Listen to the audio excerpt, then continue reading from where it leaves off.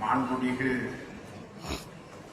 மகளிர் மற்றும் சிறுவர் விவகார அமைச்சர் சரோஜா சாவித்ரி போல்ராஜ் அம்மையார் அவர்களே, இங்கே வருகை தந்திருக்கின்ற எங்களுடைய அன்புக்குரிய தமிழ் மக்களின் வடமாகாண தமிழ் மக்களின் சொத்தாகிய எங்கள் ராமலிங்கம் சந்திரசேகரன் தோழர் அமைச்சர் அவர்களே, எங்களுடைய அன்புக்கும் பாசத்துக்கும் உரிய டாக்டர் பாராளுமன்ற உறுப்பினர் ஸ்ரீ பவானந்தராஜா அவர்களே, சுரேன் தோழர் அவர்களே, எங்களுடைய தேசிய மக்கள் சக்தியினுடைய வளர்ச்சிக்காக எழுச்சிக்காக ஒன்றாக இணைந்திருக்கின்ற வருகை தந்திருக்கின்ற செயற்பாட்டு மங்கையர்களே, எங்களுடைய மைந்தர்களே, அனைவருக்கும் எனது முதற்கண் பணிவான வணக்கத்தை தெரிவித்துக் கொள்கிறேன்.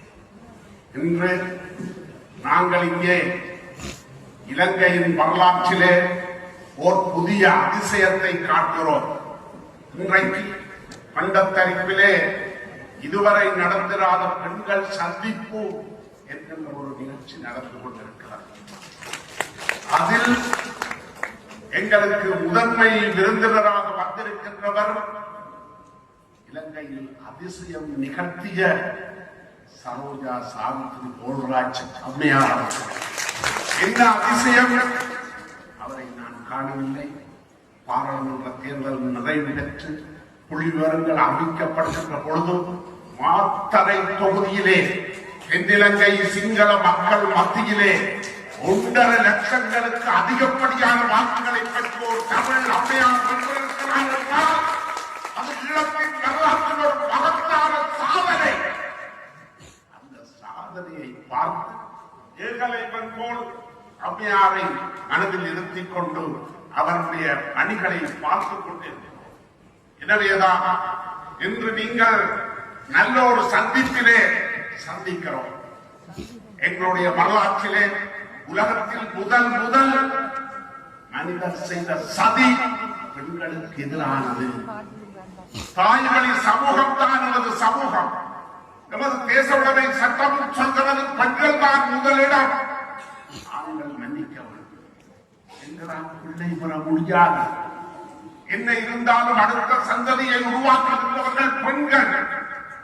எங்களுடைய பிள்ளைகளை பாதுகாக்கின்றவர்கள் பெண்கள்.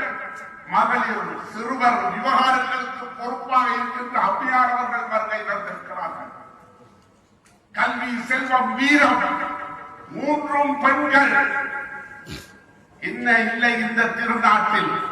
ஏன் கையை ஏந்த வேண்டும் நாம் வெளிநாட்டில் என்று சொல்கின்ற வகையிலே பெண்கள் 24 மணித்தியாலும் தங்கள் வீடுகளிலே அவர்கள் தங்களை தியாகம் செய்து பிள்ளைகளுக்காக கணவனுக்காக அர்ப்பணித்து வாழ்கின்ற வாழ்க்கை அதிசயமான உலகம் உருவைக்கும் புதுமையானது. எனவேதான் பெண்கள் சந்திக்க வேண்டும். சந்திப்பது மட்டுமல்ல, சிந்திக்க வேண்டும். எங்கள் உச்சத்தை இந்த நாட்டின் அரசாங்கமாக மாற்ற வேண்டும். எனவேதான் தேசிய மக்கள் சக்தி எங்களுக்கென்று சமூக அபிவிருத்தி சபையை உருவாக்கி இருக்கிறது. நான் வடகிழப்பின் வட்டார தலைவர். நீங்கள் ஒவ்வொருவரும் எங்களுடைய உணர்வுகளை உணர்ந்து மக்கள் பங்கு பற்றுகின்ற பார்ட்டிசிபேட்டரி டெமோக்ரசி என்கின்ற ஒன்றை உலகத்திலேயே முதல் முறையாக எங்களுடைய ஜனாதிபதி தோழர் அனுரா அவர்கள் அறிமுகப்படுத்தி இருக்கிறார்கள். ரெப்ரசன்டேட்டிவ் டெமோக்ரசி அல்ல. நாங்கள் தெரிவு செய்துவிட அவர்கள் போய் அங்கே அனுபவித்துவிட்டு பாராளுமன்றத்தின் ஊழல் வக்கிரவத்தை செய்துவிட்டு வருவார்கள். 72 வருடம் அவ்வாறுதான் போனது. இன்றைக்கு எல்லோரும் இந்நாட்டு மன்னர், நாம் எல்லோரும் ஓர் குலம் ஓர் நிறை என்று சொல்ல ஆசியாவுடைய புதுமை பெண்களாக நீங்கள் மறந்திருக்கிறீர்கள். நாமும் நமக்கு ஒரு நல்ல கலையுடைய ஒரு நவால் என்ற பணிகளை ஆற்றினோம் சும்மாயிரோம் என்று உயிர் சிலிர்க்க ஊறுகின்ற பெண்கள் உரிமை அரசாங்கம் ஏற்பட வேண்டும்.